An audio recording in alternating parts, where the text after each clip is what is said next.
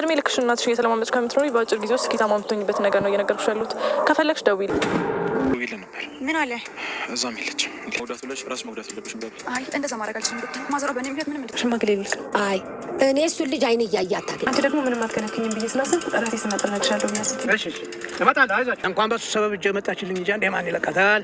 ሰላም እንዴት ናችሁ? ወደ ቻናል ቤተሰቦቼ ላይክ፣ ሰብስክራይብ፣ ሼር ያደርጋችሁ ቤተሰብ ሁኑ። ቤተሰብ ያልሆናችሁ ማለት ነው የሆናችሁ ደግሞ ቪዲዮ ላይክ፣ ሼር አድርጉ ማለት ነው።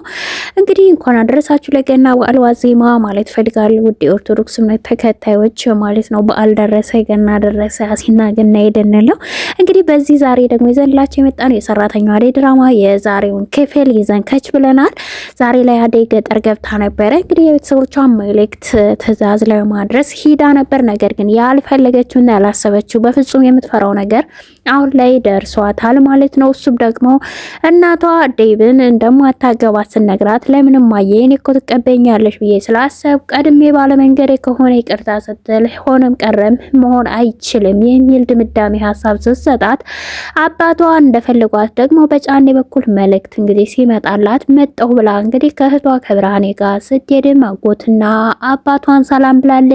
አደግሽን ወይዘሮ በማለት እንግዲህ መንገዱ እንዴት ነው? ሰላም ነው? እንኳን መጣሻው መልእክት ልከህብኝ ነበር ስትል ትክክል ነው አጎትሽ ናፍቆት አይንሽን ላይ በማለት አባብሎ እንግዲህ አባትና አጎቷ እያወራት ነበር። የሽምግልናው ነገር ሲነሳ ከኔ ቤት መሆን አለበት እዛ ዶሳሳ ጎጆ አይሆንም ሲል የእናቴ መኖሪያ እውነት ያ ነው እዛ ሲሆን ነው የሚያስደስተኝ በእናቴ አትምጣ ስትል አጎቷንም ተቃውሞውን አንስታለች። ዴቭ ልታገቢ ነው ስትል ብርሃኔ ላገባው ነው ልንጋባ ነው ስትል መልሳላት። እንግዲህ ተሰናብታቸው ወደ ቤት መመለስ አለብኝ ብላ ወደ እናቷ ቤት ስትመለስ አጎትና አባት ተብየው ዘራፍ እያሉ ነው። አባትየው ደስ ብሎታል። የወደደችውና እሷ ያሰበችውን ሰው ልታገባ መስሏት ከከተማ የመጣውን እያለ ሲያሽሟጥጥ አጎቷ አባትየውም አዎ እንኳን በእጅ ገባች እንጂ ከዚህ በኋላ ማማን ይለቃታል ቶሎ ብለን መዳር አለብን ያ ከተሜ ሽማግሎቹን ሳይልክ እያለ አደይ የፈራችው ነገር ዛሬ ደረሰባት። ለካ አባቷ ሌላ ድግስ ጠንስሶ ነው እንጂ የጠራት እሷ የላከችውን ሽማግሌ ተቀብሎ እንዳልሆነ ተመልክተናል። ሌላው ለሊ እንግዲህ የባቡሬ እናት ማዘሯ መታገቱ ይታወቃል። ይህ ደግሞ ምክንያቱ ዋናው እኔ ነኝ አክስቴ በዚህ ሁሉ ልክ ክፉና መጥፎ የሆነችው ለምንድን ነው እኔ ሁሉ ያዝ እንጂ ማዘሯ መለቀቅ አለባት በማለት ራሷን አሳልፋ ልትሰጥ እንግዲህ ስትደዋወል ካጋሾች ጋር ተመልክተናል።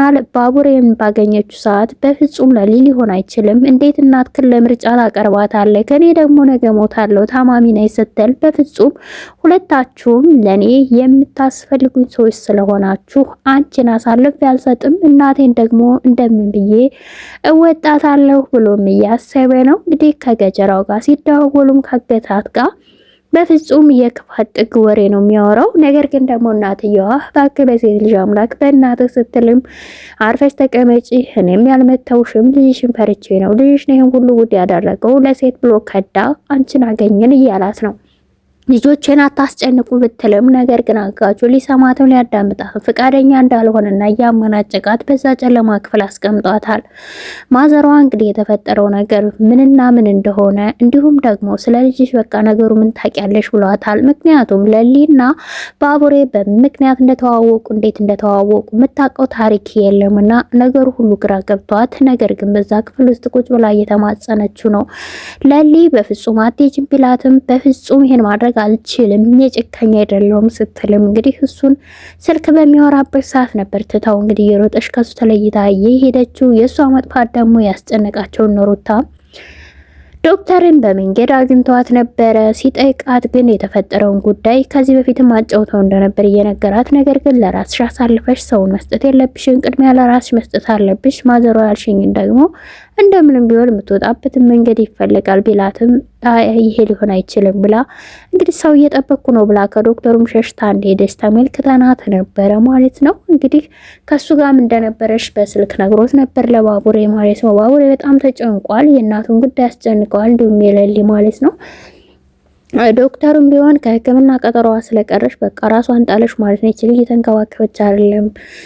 ስለዚህ በማለት እንግዲህ ቤዛንም ሊያወራት ቢሞክር ቤዛም ቢሆን ተቃራኒ ሀሳብ ነው የምትሰጠው። ግን ደግሞ ላወራት ሞክራለሽ እፈልጋታለሁ እያለች ነው። ስለ እናቱ ጉዳይ የት እንዳለች እና ቦታው እንዲጠቁመው ተብሎ እንግዲህ ያውቃል ተብሎም የተጠረጠረው የቤዛ ወንድም ነው። ይዘውታል። ሊያመልጥ ቢሞክርም በድጋሚ ተይዟል። ነገር ግን እሱ አላቅም ብሎ ግግም ብሏል። ነገር ግን አሁን ላይ አብሮ ያለውን ልጅ ልቀቀው ሲልም እንግዲህ አጋቹ ገጀራው ለባቡሬ ሲነግረው ነበረ። ስለዚህ ለሊን ካመጣህ እናትህን ትወስዳለህ የሚል ነገር ነው። ለሊን ደግሞ አሳልፎ እንደማይሰጣት የታወቀ ነው። ነገር ግን ደግሞ ለሊ ራሷ ከሱ ተደብቃ ተደዋውላ እንግዲህ ራሷን አሳልፋ ማዘሯን ነፃ ለማውጣት ጉዞ ስታደርግም ህመሟ ተነስቶ እንግዲህ ፌንት ነቅላ በመንገድ ላይ ስትወርቅም ተመልክተናታል። ማንም ካጠገቧ ሰው አልነበረም። አጋቹም ተከታትሎ እንግዲህ እየተከታተላት ስለነበር ከኋላ ከወደቀችበትም መጥቶ ሲያገላብጣትና ሲመለከታት አይተናል። ወስዶ እንግዲህ ወደ ራሱ ሊያግታት ይችል ይሆን ወይስ ደግሞ ሌላ ሰው ይጠራ ይሆን? ሰውም ሊደርስላት ይሆን ብለን መገመቱ ከወዲሁ ትንሽ ይከብዳል። ምናልባት ባቡሬ በሷን ፍለጋ ላይ ስለሆነ ሊደርስላትም ይችላል ማለት ነው እዛው መንገድ ላይ እንደወደቀች። ሌላው ደግሞ ሩታ ዶክተሩን አፍቅራዋለች። እንግዲህ መንገድ ላይ ባየችው ሰዓት እሱን ስታይ ፌንት ነቅላ ወድቃ ነበረ። እሱም ደግሞ እውነትም አሟት ነው የሚል ግምት አስቦ ይዟት ሄዶ ነበር ወደ ሕክምና ተቋሙ። ቢሮ ውስጥ ማስቀምጦ እየጠየቃት ነበረ። እሷ ግን በህልም ያየሁትን ሰው በእውነቴ ስላየው ደነገጥኩ በማለት ነገሩን ጭራሽ በሱ ላይ ያስተባበለች እየነገረችው ነው። ዶክተሩ ምን ሆናለች ልጅ እያላት ነው። እሷ ግን አመስግናና ፈገግ እያለች እንግዲህ ስትወጣም ተመልክተናታል። ወደው ነው እንግዲህ እንደወደደችው ይታወቃል። ይህን አጋጣሚ ተጠቅማ ደግሞ ከእሱ ጋር ማውራት ስለፈለገች ነው ይህን ሲስተም የተጠቀመችው እንጂ እውነት አሟትም አይደለም ደንግጣም እንዳልሆነ እናውቃለን ማለት ነው።